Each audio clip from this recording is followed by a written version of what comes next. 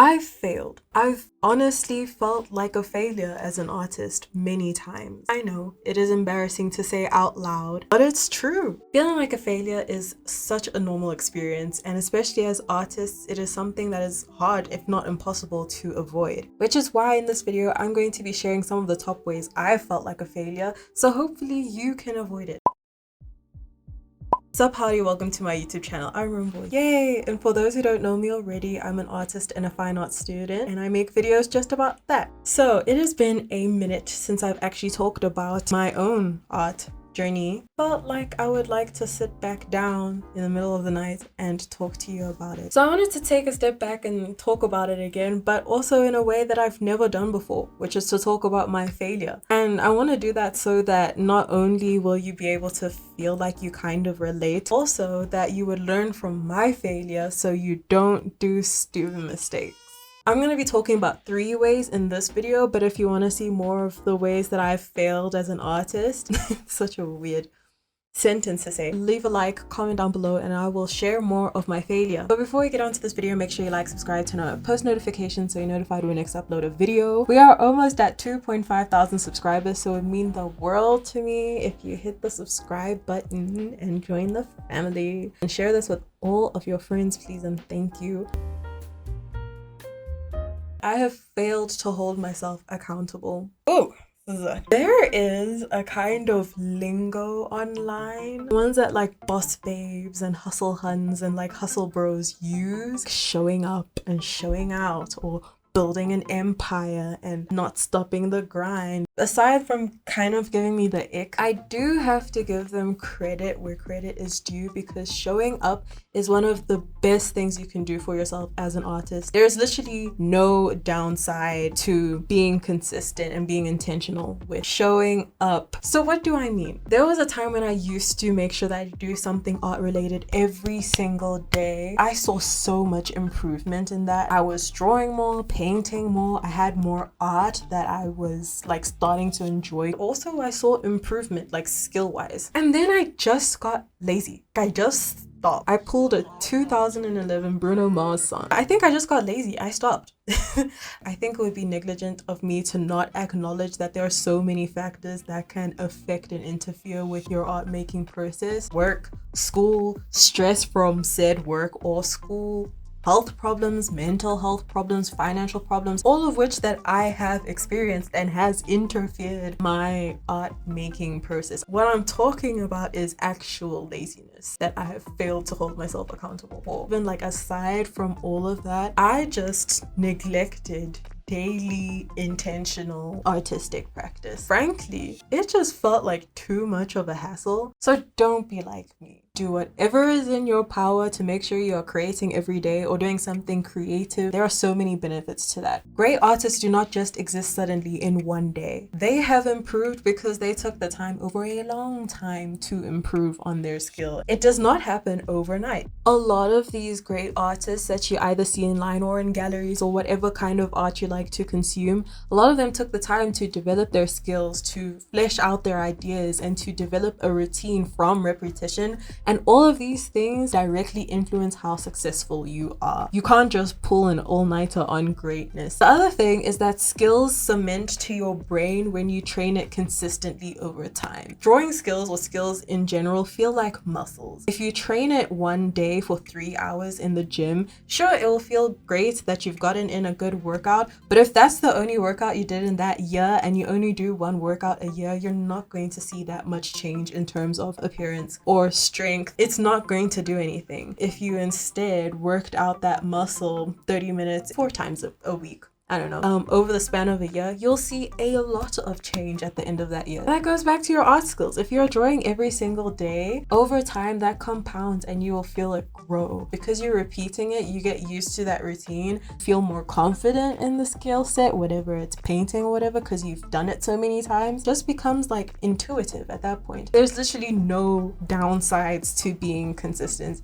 And I haven't done that, which means in my personal experience, I feel like I have stagnated with my drawing, my painting, especially my painting. I made it a goal to like do a lot more oil painting in 2023. It is September. I have not touched my oil paints. All in all, don't be like me, folks. Be better. I failed at taking criticism. I've spoken about critique and feedback a lot in some of my videos. One of the more recent ones being my Sam Does Arts video where I talked about the feedback he received. Well, I'm a hypocrite. Like, I do take critique and I do take feedback. That is a big part of like art school. Like, my mind processes like whilst I'm getting the feedback. Honestly speaking, there are some things that like run through my brain that I have to catch myself from doing. I find myself automatically trying to see how the person giving me feedback is wrong, how to prove them wrong. So instead of being like, oh, that was an interesting interpretation, I'll work on that, I would be like, actually, it's not supposed to be that way. This is why I'm still right. A loss of an opportunity to actually like take in feedback. That I try to avoid criticism at certain times because it may just like throw me off course of my original plans and intentions. Now everything changes and I have to adapt to that, and thinking about that potential change is like another thing I need to work on. But also another thing is, as we know, when people give feedback, sometimes they can be rude. And because of that, I tend to focus more on my emotional reaction to their feedback instead of the actual feedback. A very hard thing to not do is to not let that like rudeness deter you from getting that feedback. A very big strength, not only as an artist, but in school, when you go into work, wherever like phase in your life you're at, especially if there's something that like you might need to get checked on. Learning how to take criticism is a big strength, and I'm calling myself on it. And the last thing that I have failed at as an artist is failing to not compare myself. Have you ever heard of the term green-eyed monster? Shakespeare first used the term green-eyed monster in Othello to personify the feeling of jealousy. It is the green-eyed monster which doth mock the meat it feeds on. Feeling jealousy, envious, or wishing you had something or some life that some other person has is an uncomfortable feeling to deal with. You see the opportunities they get or the art they're making, if it looks so cool, I don't know, just like the level of success they have. It's very easy to compare yourself because the metrics are there. And I found myself comparing. I'm gonna be completely honest. It feels so easy to fall into the prey of feeling like, man, I wish that my art looked like that.